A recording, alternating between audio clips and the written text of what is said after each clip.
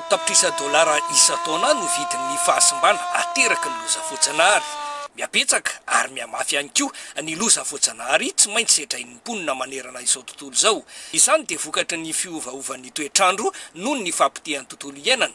Misaka izany ny mponina ao anatin'ny faritra Atsinanana fa vady idiran'ny rivo-doza isa-taona noho izy ao anatin'ny ranomasimbe Indiana. Antony nakalazana ny andro iraisam-pirenena ho an'ny fampihenana ny fiatraikan'ny loza voajanahary sy ny tandrindon-doza eto Toamasina izay naompana tamina teboka roa lehibe mankany amina tanjona tokana tsy ho an'ny faritra Atsinanana irery fa ho an'ny Madagasikara iray manontolo raha ny nambaran'ny ministry mponina ny solitena ny prime ministre sy ny ministry ny atitany.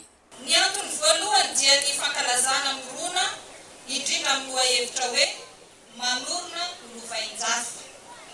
Iompana tanteraka amin'ny fanatsarana ireo fotodrafitrasa mba haharitra sy hanana fahafahamiatra, izany hoe infrastructure résiliente, manoloana an'ireo loza sy voka-dratsy ateraky ny fiovan'ny toetrandro.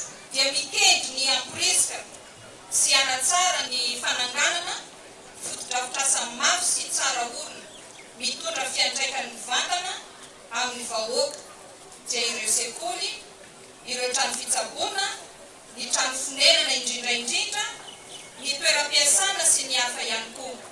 Ny antony faharoa dia ny fampitana ireo afatra sy lesona noraisina amin'ny fanatsarana ireo paikady sy tetikady mikasika ny fanenana ny loza sy ny tandrinon-doza indrindraindrindra.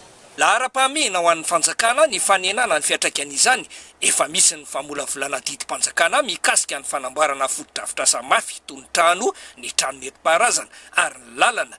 Eo koa ny fanamafisana ny fitsinjaram-pahefana. Betsaka ihany koa ny ezaka ataon'ny BNGRC sy ny CPGU ho fanenana ny fiatraika ratsy ny loza voajanahary, saingy manana andraikitra ihany koa ny mponina tsy hanimba ny tontolo iainana izay miteraka ny fiovaovan'ny toetrandro, manamafy sy mahabetsaka ny loza voajanahary.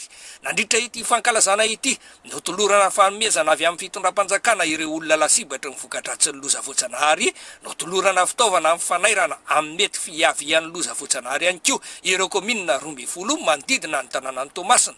Ireo sehatra isan-tsokajiny voakasiky ny fisahanana ny fahavoazana ateraky ny loza voajanahary kosa dia samy nampahafantatra ny andraiky ny avy tamin'ny alalan'ny trano eva teto anoloany ny lapan'ny tanànan'ny Toamasina.